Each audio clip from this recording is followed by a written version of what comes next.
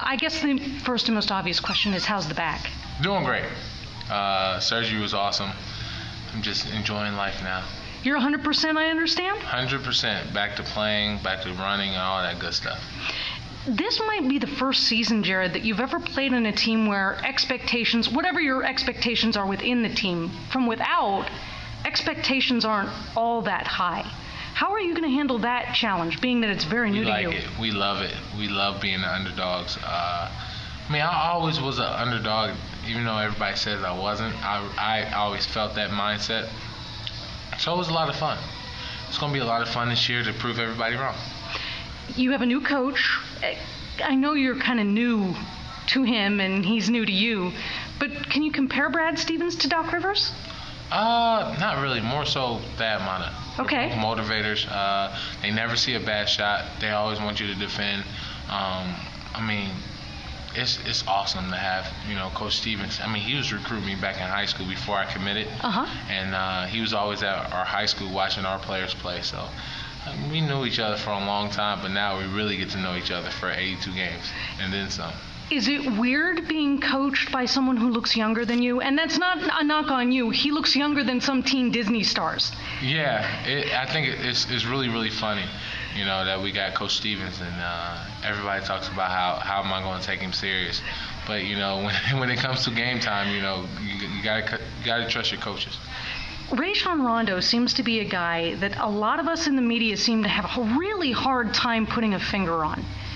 What's he like as a person? He's a great guy. Quiet, keeps it to himself, but as long as you're within his circle, he's always going to take care of you. And that's Rondo. He doesn't say much, but he's always protecting his teammates. Speaking of protecting your teammates, it's something you did at Ohio State, and it's a team this year that shows a lot of promise, but there are some question marks. What do you predict for the Buckeyes next season? We only lost to Sean, and you can't minimize that, though. Actually, I think I can. You can? I think I can, because with the way LaQuinn Ross been playing within the NCAA season and Big Ten, we have another special scorer. And our recruits coming in, Mark Lovin, he's another special one. And then AC comes back, better than ever. Linzel Smith comes back better than ever. Amir Williams has a year under his belt playing a lot. It's going to be special this year. Have you been to the summer workouts with some of the Buckeyes? I know some of the guys come back. Evan has tweeted about coming back. And who have you been working out with this summer? I haven't got a chance to I just got cleared a couple weeks ago. So, I'm trying to go back up there soon. I really want to see the guys play. I want to play against the guys as well. It's always fun playing against former teammates. So it's going to be a lot of fun.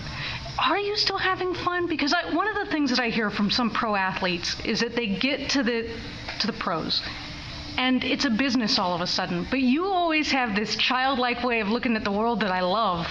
Are you still having fun playing basketball? Always having fun. When you're smiling and you're doing something that you love to do, you really don't look at the business aspect until it comes time to do business. But other than that, I'm just enjoying life and having fun. You told one of my coworkers today that one of the things that you've loved about the pros is not having fans sing "Party in the USA" at you or making posters. How much longer do you think you can avoid the hecklers at the NBA level, or are they just not as vocal? I can control that. If I want to have a terrible season, I can always control that. But if I want to have a great season, it depends on what direction I go. You want the bullseye back, though. I want the bullseye back. I always want the bullseye. That's one thing I love to have is the bullseye. The most important thing. You're getting a degree. You're working on that. Can you tell us about where you are in that process? Why that was so important to you? I'm very far from getting my degree. Let's put that out there. But my mother, we made a decision, last year in 2012. If I was going to stay or I was going to go. And my mother told me, if you're going to go, just make sure you get your degree later. And I've been trying to work on that. I'm in and out. With the NBA schedule, is really, really hard. But I'm working my butt off to try to stay in school. So I'm having a lot of fun doing that. And you can't let your mama down. Are you, taking books with you on the buses, or when are you working it in? Everything's online. Everything's online. Everything's online. So I'm trying to stay within online classes.